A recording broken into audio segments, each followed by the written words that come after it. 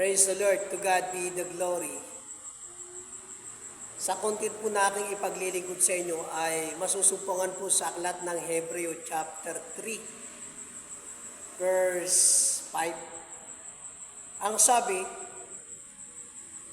sapagkat ang bawat bahay ay may nagtayo, datapwat ang nagtayo ng lahat ng mga bagay ay ang Diyos.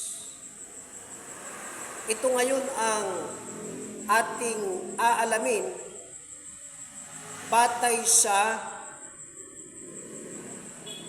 biblical na pag-aaral, sapagkat meron ngayong isang mangangaral na nagsasabi at tinidipindahan niya na ang kanyang relihiyon na kinabibilangan, yun talaga ang relihiyon na kung saan Diyos mismo ang nagtayo. Kaya sabi niya, pag ang isang relihiyon o iglesia,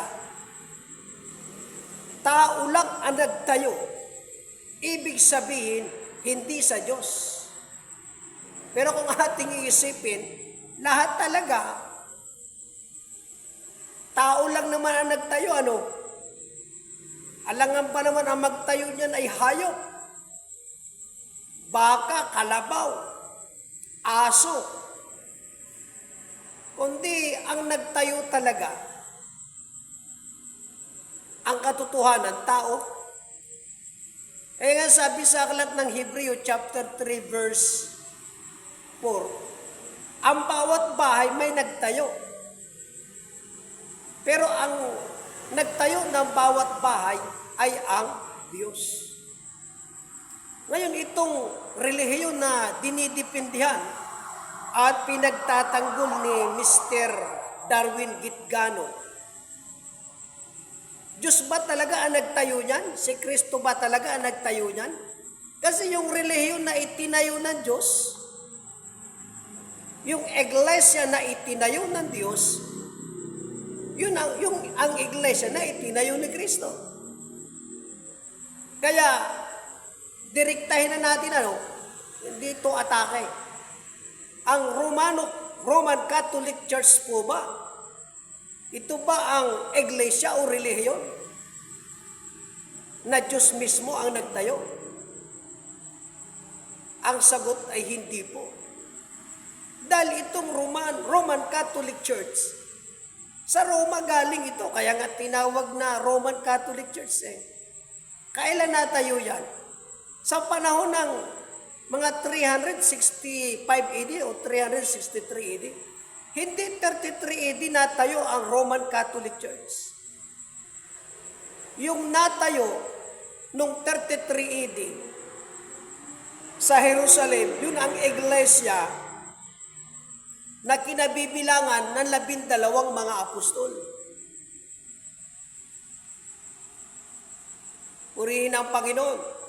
Yun ang iglesia na itinayo ni Kristo.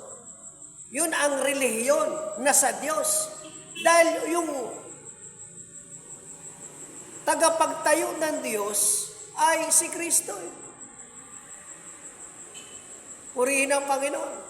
Kaya nga sabi, ang bawat bahay may nagtayo. Datapat ang nagtayo ng lahat ng mga bagay ay ang Diyos. Kaya yung iglesia na yon na itinayo ni Kristo, ang foundation noon ay yung bato. Sabi na ang batong yaon ay si Kristo. From the word na Petras, ibig sabihin, big rock. Kaya si Kristo siya ang Petras. Big rock. Petros means small rock. Yun si Peter. Kaya ang nagpanukala ng pagtatayo ng iglesia ay si Kristo. Ang kausap ni Kristo ay si Apostol Pedro kasama ang 12 mga apostol. Kaya ang nagtayo ng iglesia, mga apostol Si Kristo ang nagpanukala, pero ang nagtrabaho, pangunahin ang mga apostol. ang mga apostol, kinilos at ginamit na makapangyarihan ng Diyos, kaya natayo sila. Kaya ang nagtayo ng lahat ng mga bagay ng iglesia ay ang Diyos. Yung mga apostol, sinamahan ng Diyos, sinangkapan ng Diyos ng kapangyarihan, felt power.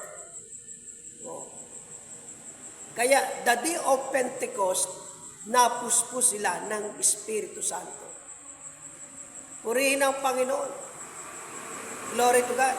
Kaya sabi, ang bawat bahay may nagtayo. Sino ang nagtayo? Si Kristo. Ang mga apostol, mga kamanggagawa, hindi mga papa yun eh. Mga kaibigan at mga kapatid eh. Kaya yun ang relihiyon na sa Diyos. Purihin ang Panginoon.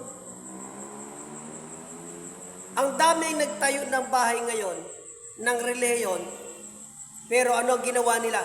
Itinakwil nila ang batong panulukan. Eh sino ang bato? Sabi, ang batong yaon ay si Kristo.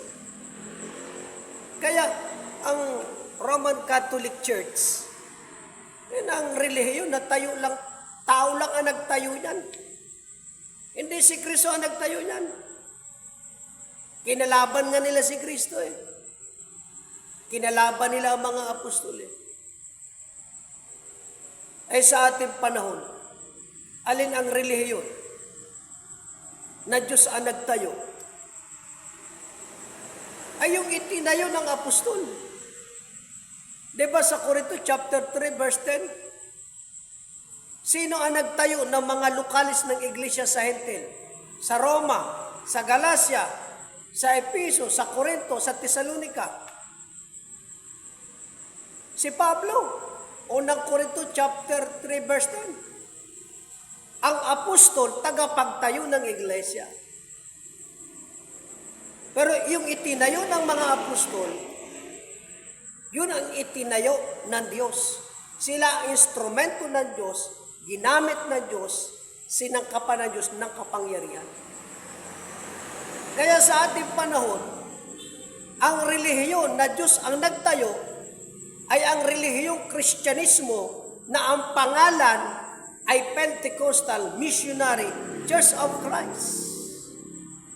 Ito ang relihiyon na sa Diyos. Dahil itinayo ng apostol. Si Arsenio Periol ay sugong apostol. Ginamit ng Diyos, ginamit ng banal na Espiritu. Kaya ang relihiyon na ito ang sa Diyos. Ito ang relihiyon na Diyos mismo ang